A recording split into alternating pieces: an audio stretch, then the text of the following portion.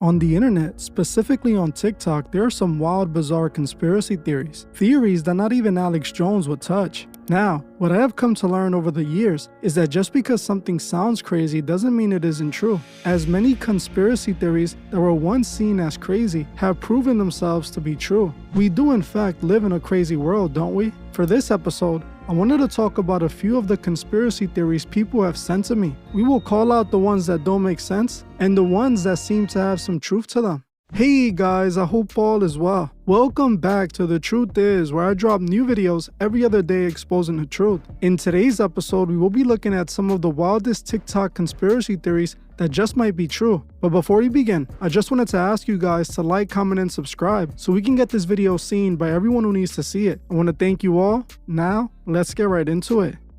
The first theory we're going to be talking about is the theory that some powerful or influential people could be time travelers. This theory was made by the self-proclaimed top numerologist on TikTok, Gary GG33. I spoke about this guy one other time long ago when I did a video on Triple X Tentacion's mother, who he was interviewing. Gary makes this theory and claims that people like Keanu Reeves, Nikola Tesla, and someone in the Trump family are time travelers. You think Nikola Tesla was a time traveler? Yes. I don't think he's a genius. I think he just went back in time. One of the keys that someone is a time traveler is they can't have kids. If you don't belong in this timeline, you're not going to have kids. Tesla didn't have kids. Keanu Reeves had so many kids that died of miscarriage. If I was to bet one person for sure is a time traveler, I would say Keanu Reeves. Why Keanu Reeves? He's born in 1964. He looks really good for his age, but that's not enough proof. What is proof is his wife. His wife is born in 1973. She looks like she's a zombie because she looks so old. I'm thinking this guy's sucking the life out of her just to keep himself looking young. Number two would probably be someone in the Trump family because they're the ones who went into Tesla's workshop, started looking at his work. The Trump family was not rich before they stumbled on Nikola Tesla's work. His dad was the one who cleaned up his work, right? His uncle. So I didn't even know they had any correlation. yeah, when Tesla died, And someone went in and seized all his It was the government. Trump. And the guy who actually started investigating everything, that was Donald Trump's uncle. what are the odds of that?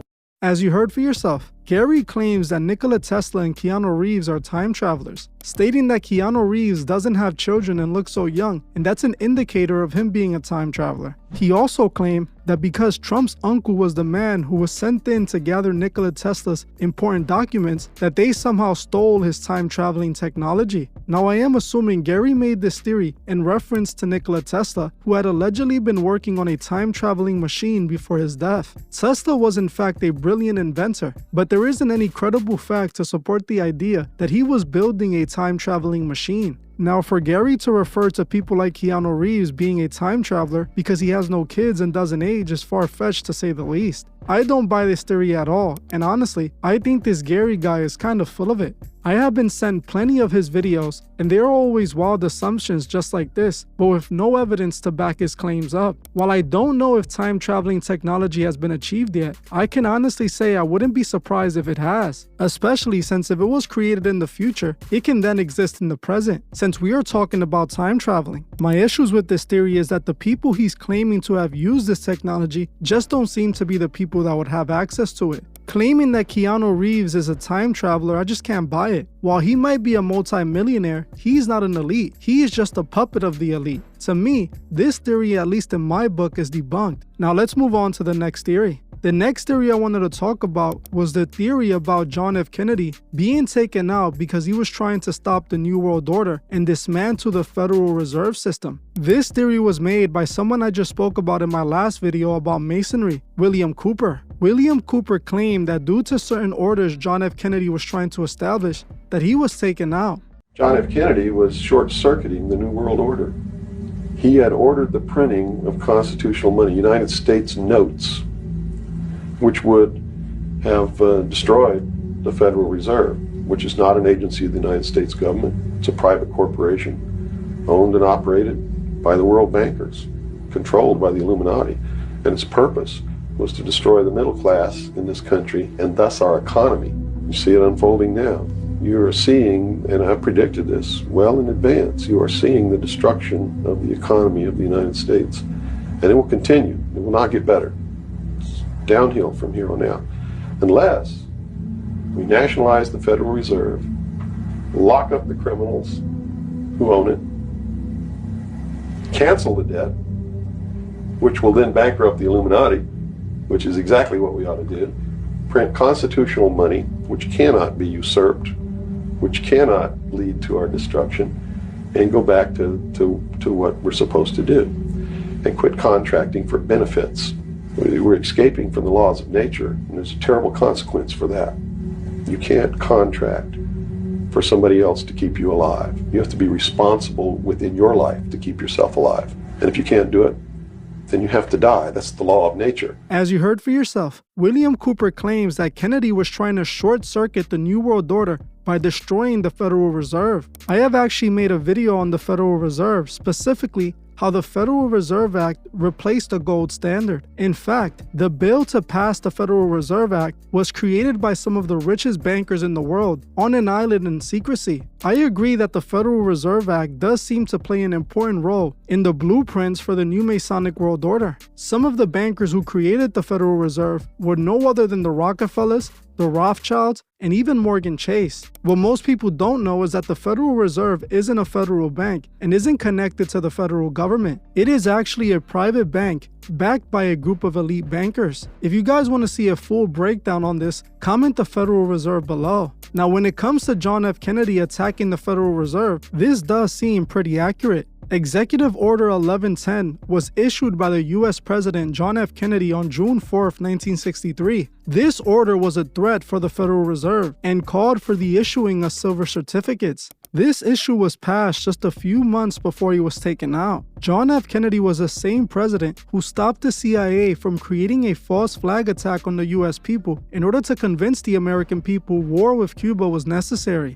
This was called Operation Northwoods, and Kennedy did not go for it. In my opinion, Kennedy was indeed the only one president who might have said no to the real ruling elite, and it does seem like he paid the price for it at the end. I'll label this conspiracy theory true, in my opinion at least. The next theory we're going to be talking about is the theory that the Church of Satan is controlled opposition. I don't know the guy who's speaking that made this theory, but I found it extremely interesting. If you guys know who he is, please let me know in the comments. According to this guy, the Church of Satan is controlled opposition created to hide the real satanic cult. You can understand the Church of Satanism, that's controlled up.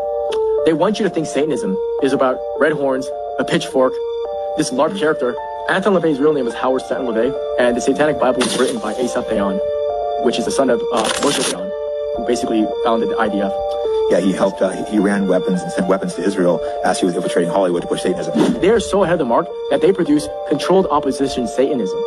So that instead of looking at Talmudic Satanism, which is really what Satanism is, a stepping stone towards, if you look deeply enough, they just want us to look at Anton LaVey, Satanism, LARPing, a bunch of these dysgenic losers or incels getting together and LARPing and like, yeah, down with Christianity. And all the boomer types get offended. Actually, that's a distraction, while the actual degeneracy and the normalization of evil is happening through these Talmudic folk. But no, I do think it's interesting that at the same time, he's trying to create Israel, and he's also pushing Satanism at the exact same time, the exact same guy. They know what they're doing. But it's also, you look at like some of their, like, they believe in their God. Look at Epstein Island, for example. You see that giant, he had that temple built there. These are the most elite people in the world. They believe in this stuff. We cannot believe in it, but they believe in their demon gods. Yeah, ultimately, the world is run by... Now at first, it sounds ridiculous, but the more you think about it, it makes a lot of sense. Let me explain why. The Church of Satan is definitely a cover for the real occult secret societies. It was created to give the Christian community a recognizable enemy. It was also made to throw Christians off, because most of those that are a part of the Church of Satan aren't true occultists and aren't learning real occult rituals. Those who are true occultists are a part of real secret societies like the Lima, the OTO, and Freemasonry. The Church of Satan is a gimmick. Everything about it is gimmicky. The devil they use to represent themselves is not even accurate. The devil isn't a red guy with a pitchfork and horns. That is what he has been presented as. Lucifer is an angel of light that occultists follow as the path to enlightenment. They see Lucifer as forbidden knowledge, the light to their illumination. This is what these secret societies are indeed chasing, but they do not worship Lucifer, they worship themselves. Now, Anton LaVey himself was a real occultist who was connected to Masonry and other real secret societies. His Church of Satan was a recognizable enemy and a cover for what these real occultists really participate, which is search for enlightenment through Lucifer. So when it comes to this theory, I have to agree with it. It seems to be true. The next theory we're going to be talking about is the theory that the Catholic Church could be the whore of Babylon that is spoken about in the Bible. Again, I couldn't find the name of the person speaking in this video. If you guys know who he is, let me know in the comments. This guy's theory suggests that the Bible describes some similarities between what's described as the Babylon woman and the Catholic Church. Continuing on, Revelation chapter 17 verse 4 says, "The woman was arrayed in purple and scarlet, and adorned with gold and precious stones and pearls, having in her hand a golden cup full of abominations and the filthiness of her fornication." Notice how this woman or church is arrayed in purple and scarlet. These are colors of Catholic cardinals and bishops. Cardinals wear scarlet to symbolize their willingness to defend their faith, even to the point of shedding their blood. And bishops wear purple to signify penitence, humility, and the dignity of their office. Babylon, being adorned with gold and precious stones and pearls, is a reflection of her wealth. And the Catholic Church is considered by many to be the richest church in the world. An online post entitled, "How Much Money Does God Have?" by marketplace.org states, "The church has vast assets, including billions in real estate and some priceless art, not to mention the Vatican Bank. But its finances are largely secret, tallying that immense wealth is pretty much impossible, according to experts." As you heard for yourself, this guy points out these interesting similarities between what the Bible describes to be the Babylon woman and the Catholic Church. Now, I will say that it is quite strange, and I really don't believe in coincidences. I know the history of the Catholic Church, and I have done videos on what I have found out, but I'm not quite sure if this is accurate. Now, I can't deny that it seems like there might be something to this theory, but I need to look deeper into it so I can see what I find. So for now, I'm gonna leave this one as unconclusive. The next theory I wanted to talk about was the theory that the planets are actually fallen angels. This theory was put out there by a TikToker named John Truth. In his theory, he claims that all the planets in the sky are fallen angels. There's no such thing as other planets or outer space.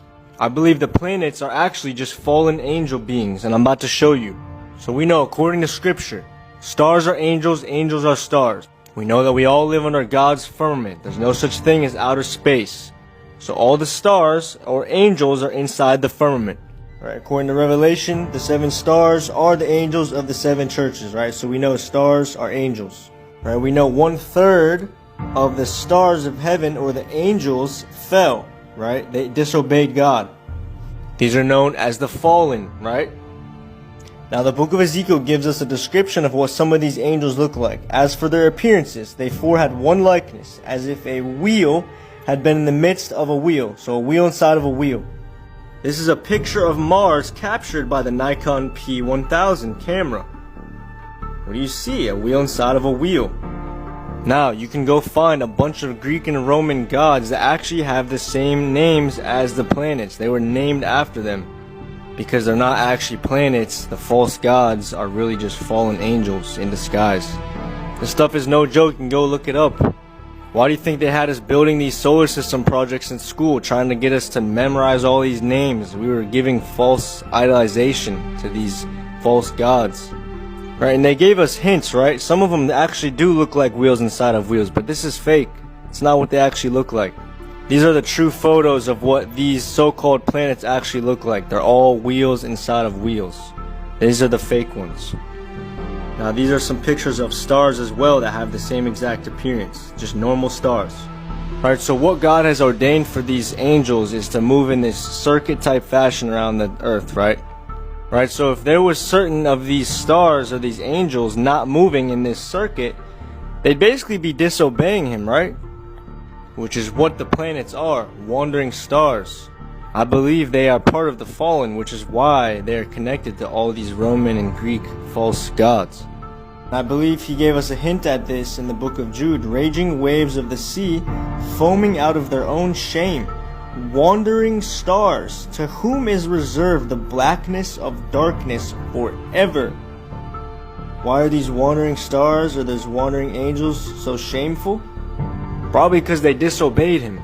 If y'all want. Now, I found this theory extremely interesting. and I'll tell you exactly why. While I personally believe the old pagan gods are the fallen angels, I didn't really look at the planets that way, but considering it is documented that the ancient Greeks worshipped the visible planets in the sky as gods, this makes a ton of sense. The Greeks named each planet after their gods, associating each planet with their god. Now, looking at the Bible, it does state that God cast the fallen angels to chains of darkness to await the final judgment. Space is darkness, and the chains could be what they call the planet's orbit, the invisible chains that keep the angels in orbit around the sun. Now, I'm not saying this theory is true, but I am saying that it is interesting and kind of makes sense. What do you guys think about this theory? I'm gonna mark this one as unconclusive for now, and maybe I'll do some more research on it later. That's all the theories I have for you guys today. If you guys like this type of video and want to see me give my thoughts on other TikTok theories, let me know in the comment section. If you guys have some theories for me to talk about, comment them below,